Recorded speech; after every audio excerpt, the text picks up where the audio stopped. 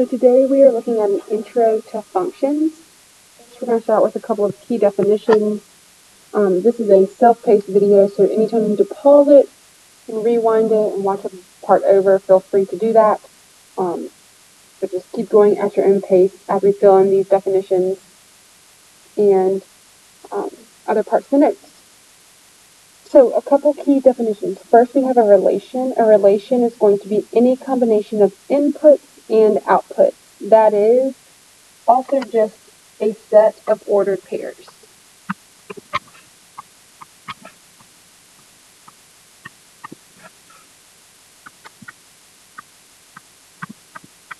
Okay, so that's like an x value and a y value. So an ordered pair,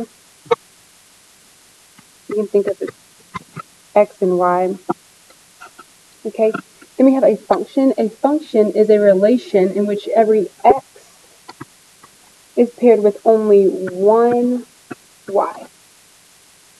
Okay, so for a function, all x values must be different.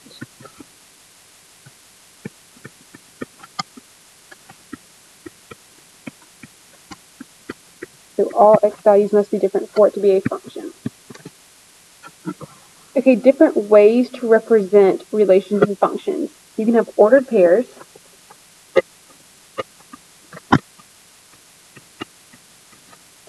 You can have a table, a graph, or you can have something called a mapping diagram. I feel like you're probably familiar with ordered pairs, table, graph, but this mapping diagram may be a new concept, and we will look at what a mapping diagram is. This next little section, this is just comparing your relation to a function. So every function is a relation,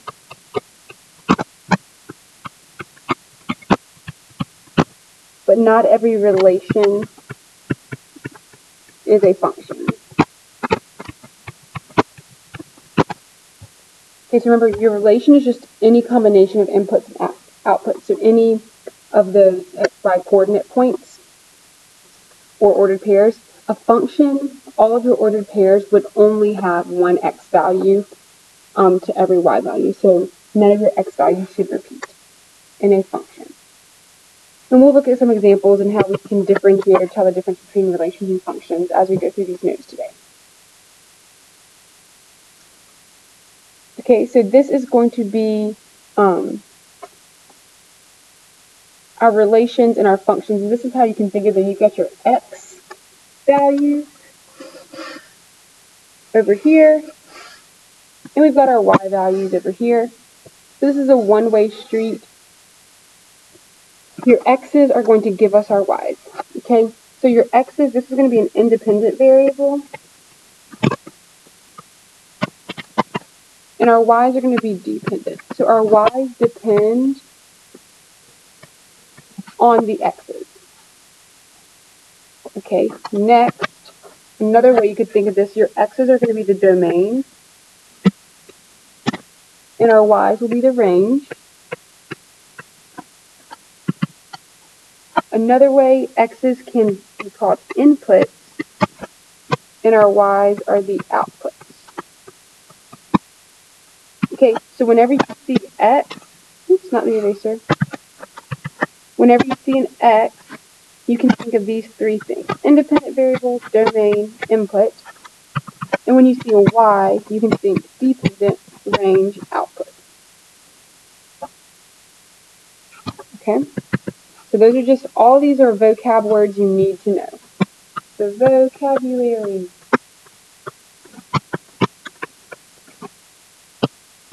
Alright?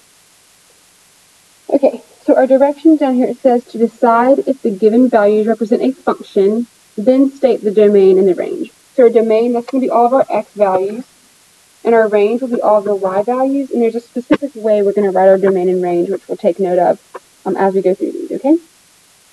So first, we need to decide, is this a function? So remember, functions are going to have only one x value for every y value. So we want to just check our x values We want no repeating x's.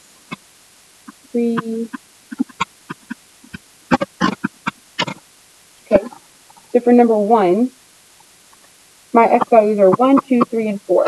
None of these values are repeating, so yes, this is a function. Now I need to list my domain and range. So we can use a capital D for domain, and this is where you do have to write your domain and range specifically. We'll use a semicolon, or a colon, and then you have to use these fancy brackets. So that wasn't a good example. Those fancy brackets, you kind of make a curve and a loop-de-loop. And we're going to write all of our domain, or all the x values, and you're going to separate each value with a comma. So 1, 2, 3, 4. That is our domain. All of the separate x values. Then our range, we use R to stand for range. Our range are going to be all of the y values. You do the same thing. Fancy brackets, 4, 8, 12, 16. Alright, this is a table. That's one example of how you can see your domain and range values in a table. Okay, I need to erase this to keep my space, but if you need to pause it and go back, you can look at that. So that one was yes, it was a function. This second diagram, this is an example of a mapping diagram, so we talked about that earlier. This is a mapping diagram. Okay, so basically these are all of your x values, where it's labeled x, and all of our y values where it's labeled y. Okay, so we need to see if any of these x values are repeated. So are some of these x values used more than once? So these arrows, this is going to be the ordered pair 1, 5, because the 1 is mapping, or is arrow, to the 5. So if it helps, you can also write these ordered pairs on the outside of your mapping diagram. So that's a 1, 5. This 2 goes to a 6. The 2 also goes to a 7. So that's actually 2 different ordered pairs. That's going to be a 2, 6, 2, 7. All right, and then the last one we started at 3. We go to an 8, so that's the ordered pair 3, 8. All right, so is this a function? No, it is not a function, because notice 2 was used 2 different times. 2 mapped to 6 and 2 mapped to 7, so not a function. And then we need to list our domain and range. Let me move this guy down. Nope, can't do that, just kidding. Okay, so we need to list our domain and range. Domain, 1, 2, 3, all of our x values. Range, 5, 6, 7, 8. Notice in the domain I did not write 2 both times. You only have to write that number once, even if it's repeated. So my domain is just 1, 2, 3, range 5, 6, 7, 8. Okay, the last one, we want to find our, is this a function? So check all of your x values. You've got 0, 1, 2. Those are all different, so yes, this is a function. Now I need to list my domain and range. Domain is going to be all of the x values, 0, 1, 2. Range, all of the y values. 5, 5, 5. You only need to list the 5 one time. Okay, so that's deciding if something's a function. You need to check just your x values. Then the domain and range will be all of your x's and all of your y's.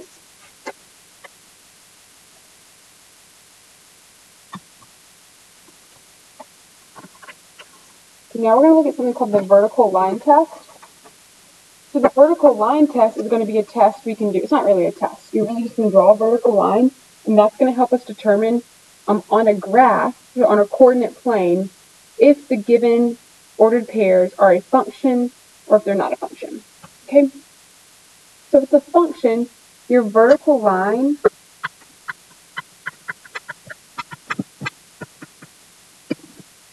touches the graph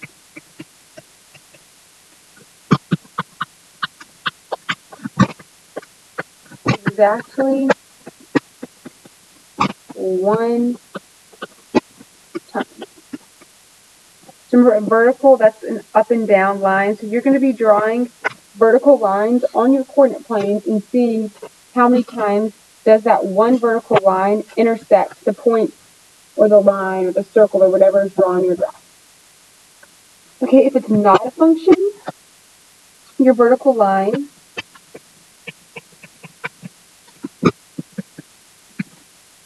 touches the graph, touches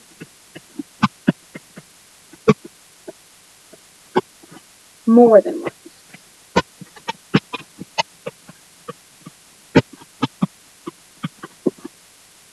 So if you think about why this works, because your vertical lines, those are going to be intersecting all of your x values. So that vertical line, if it crosses over that graph more than once, then that means that x value is connected to two separate points, so your x's are repeating. So these next four, it says to use the vertical line test to determine if the relation is a function. So for number 4, we have all these different points. We need to draw lines through those points to see if a vertical line will pass through any of those points more than once. So that's just one. Okay, so notice this third line, it's intersecting between both of these points at one time. So it's going to be not a function because the vertical line touches the graph more than once. So not a function. So let's think about these 2 points. This top point, that's point 1, 4. So the x value is 1, the y value is 4. That bottom point, the point is 1, 1. X value is 1, y value is 1. So both of these y values are 1. We want to not have repeating y values, so that is why it is not a function. Okay, 5, that's pretty easy. Draw one line. Obviously, this is going to be not a function. Both of those are just relations. So that vertical line intersects our circle in 2 different places. Looking at 6. So my first line just intersects at one time, one time, one time, once. Okay, so no matter how many lines I draw, I will see that my vertical line is only intersecting that parabola. That's that shape formed right there. That parabola one time. So yes, this is a function.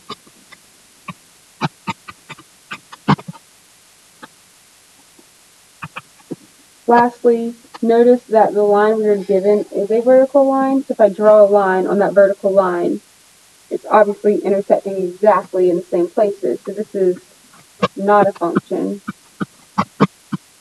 It's simply a relation. So the equation of that line would be what? X equals 3. So all of the x values of that line are 3. So obviously that is not going to be a function. It's only a relation. Okay.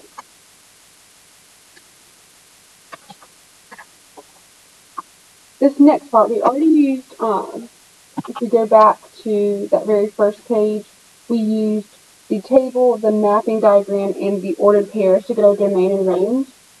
On this next page, page 22, we're going to use a graph or a coordinate plane and state the domain and range of each function. Okay, so sometimes it might be easy. Like number 8 is pretty easy. We're looking at coordinate pairs.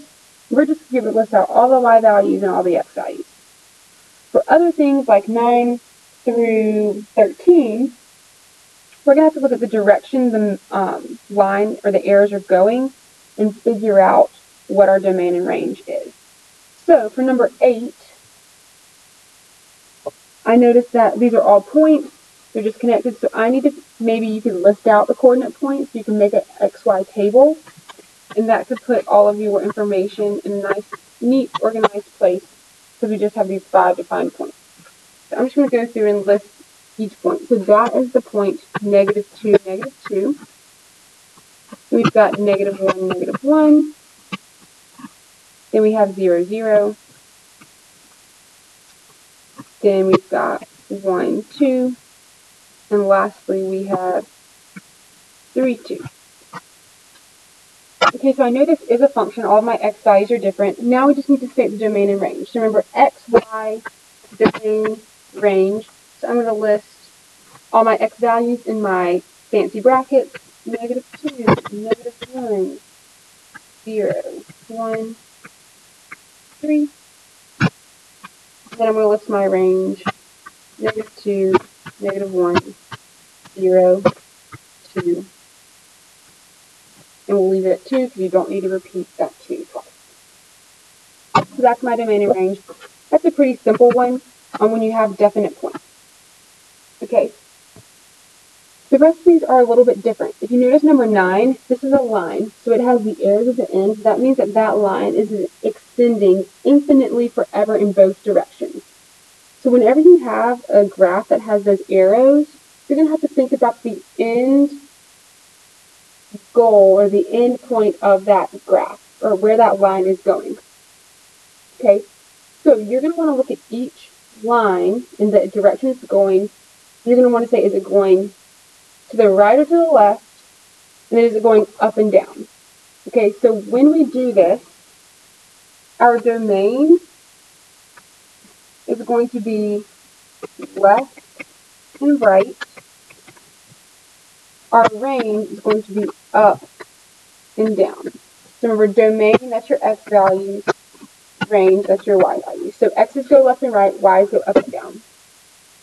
If you get to a problem and you had both domains, let's do a problem, then I'll explain what's happening. Okay, so in number 9, I'm going to look at the very left side of this graph, and I'm going to say, or I'm going to look at the end function of that graph, and I'm going to say, is that arrow going to the left or to the right? Okay, it's going to the left. Then I'm going to say, is that arrow going up or down? It's going in the downward direction, so that's left and down. That other arrow is going to the right and up. Okay, so if you think about the domain, if it's going to the left and the right, it's going to be covering all of the numbers to the left, which are negative numbers, all of the numbers to the right, which are positive numbers. The domain for this, we have to write in a fancy way. We're going to say x such that x is an element of all real numbers. Okay, this E stands for element. This fancy R stands for real numbers. Since my graph goes to the left and to the right, it's covering every single possible x value. So that's why our x is going to be all real numbers. It can be any negative number, and it can be any positive number, since the L and the R are different. Okay, same thing with our range. We have a D and a U, so that means down and up. So this graph is covering all positive y values and all negative y values. So our range is going to be y such that y is an element of all real numbers.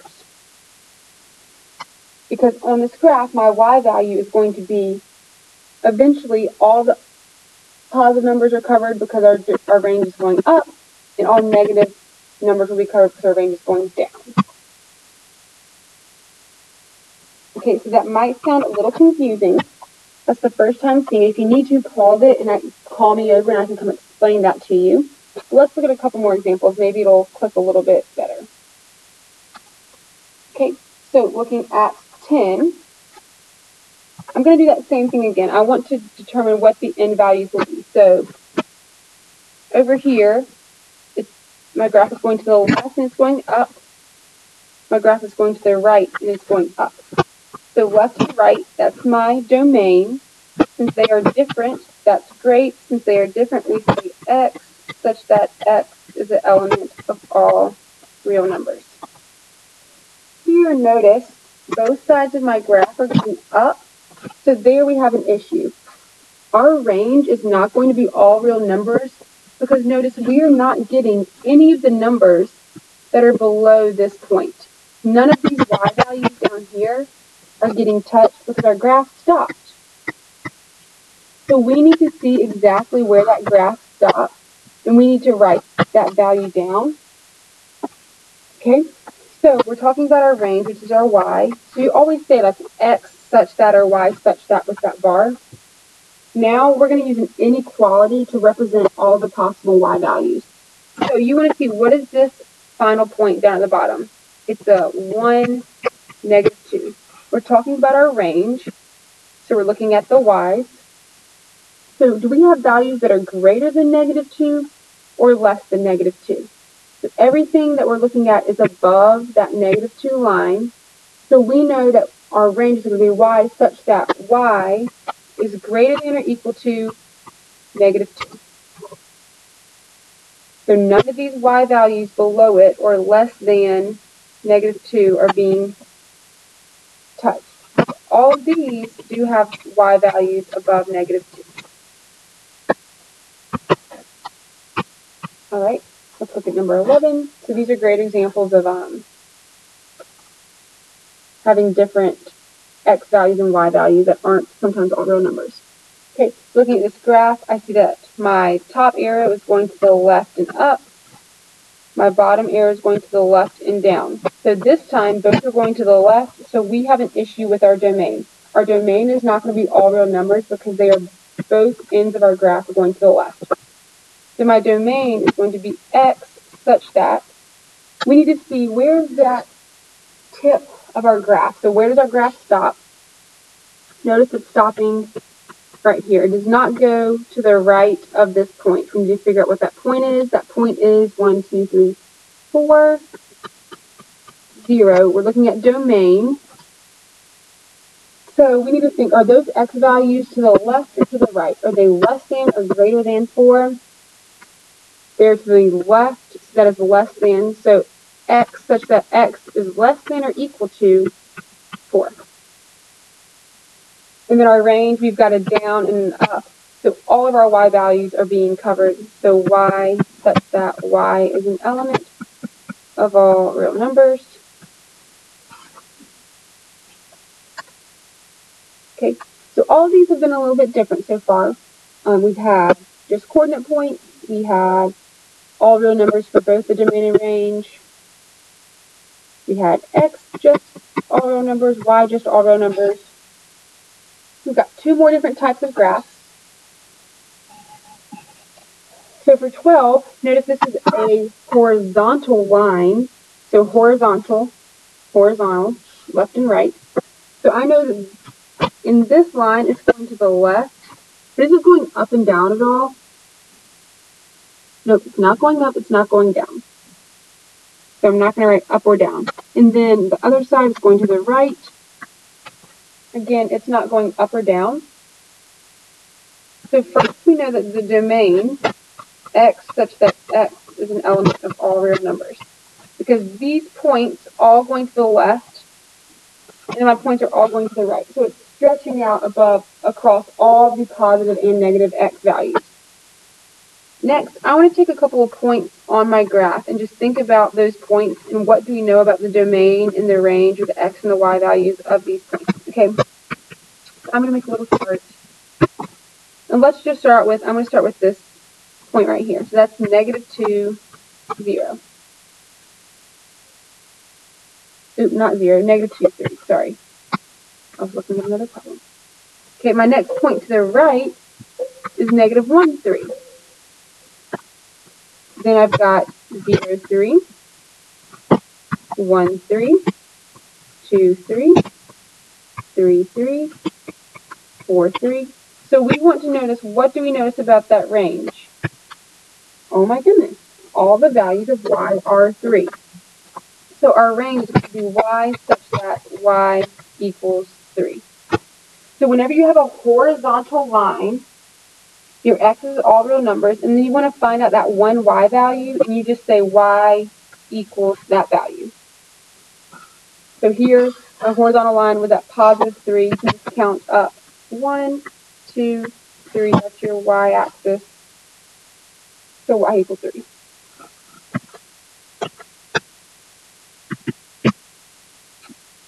And then the last one, notice this is a line segment. Okay. So it has a beginning and an end. it begins here, ends here. Okay, when you have a line segment, you're going to write an inequality. Okay, so for these, I like to notice a couple things. First, notice that this 1 point is not filled in. The bottom point is filled in. Okay, I like to go ahead and label my coordinate points. So the left point is negative 1, 2, 3, 4, up to. My right point is 3, negative 2. Okay, so for domain, we are looking at the x values. So my two x values are negative 4 and 3. So I know my x is going to be in between negative 4 and 3. So my domain x such that negative 4 is less than x, which is less than or equal to 3. So nothing goes below that negative 4, and it does not equal negative 4 because it's an open circle. Nothing goes past that 3, it's a closed circle. So that's where I got the negative 4 and the 3 from, looking at those coordinate points. Then we have our range, or the y. We have y such that, be sure you really look at your numbers. So we've got a positive 2 and a negative 2. Okay, so which one's smaller? Positive 2 or negative 2? Negative 2, obviously. This is going to be less than or equal to y, because it can equal to, because remember that's a closed circle, less than 2, not equal to because that's an open circle, and 2 is that y value. Okay, so that was a couple different types of problems there stating the domain and range of those functions. Okay, the last thing I have for you to do are the try-its on page 23. All right, I'm not going to do these with you. I want you to go ahead, pause the video, rewatch any parts you need to rewatch, and complete these 6 problems. Once you complete the problems, call me over, so raise your hand, and I will come check them for you. Once you get all 6 correct, I will go ahead and give you the homework. All right, so complete these 6 problems. Ask me questions while you're completing them if you need my help. I'll check your answers. Once you get them all correct, I will give you the homework. Always feel free to rewatch this video when you get home if you need more practice and more notes, but hopefully that was a good time.